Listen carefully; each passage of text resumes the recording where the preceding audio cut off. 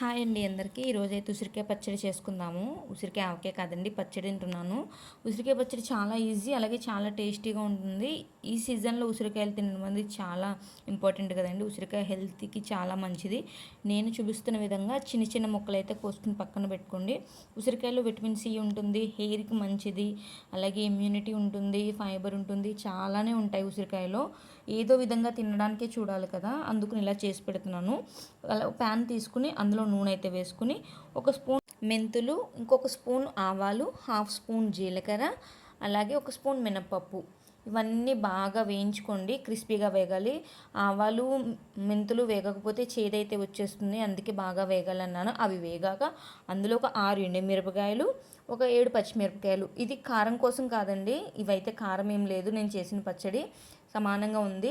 కొంచెం కరివేపాకు, ఇవన్నీ వేసుకుని బాగా కలుపుకోండి. అందులోనే కొంచెం పసుపు, ఇంగువ అయితే చాలా వేసుకోవాలండి, టేస్ట్ అది. ఇందులో వెల్లుల్లిపాయ వేయకూడదు.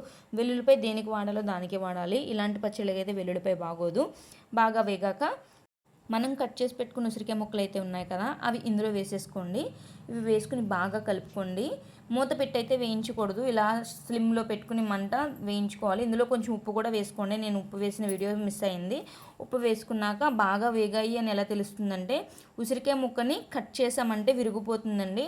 అలాగే ఉసిరికాయ ముక్కని గరిటె పెట్టి ఇలా నొక్కామనుకోండి, మెత్తగా పేస్ట్లా అయిపోతుంది. అంతే, ఉసిరికాయ ఉడికిపోయినట్టు. ఇందులో మెంతులు ఆవాలు ఎందుకు వేసానంటే, ఆ ఫ్లేవర్ చాలా టేస్టీగా ఉంటుందండి, అందుకోసం మెంతులు ఆవాలు వేసాను. చాలామంది ఇందులో నువ్వులు రకరకాలన్నీ వేస్తున్నారు, కానీ ఇలా ట్రై చేయండి, చాలా సింపుల్గా కూడా ఉంటుంది.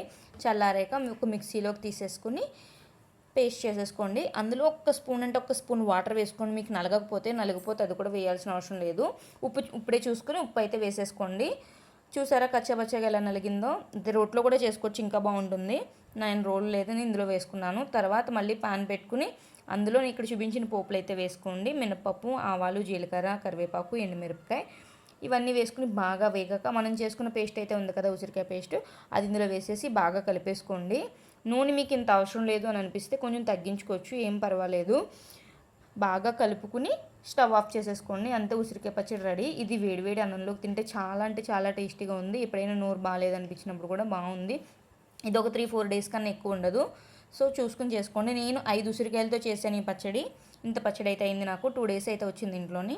చాలా టేస్టీగా ఉండే ఉసిరికాయ పచ్చడి అయితే రెడీ. మీకు నచ్చితే ఈ వీడియో కంపల్సరీ ట్రై చేయండి, చాలా మంచిది కూడాను. ఉంటాను, బాయ్.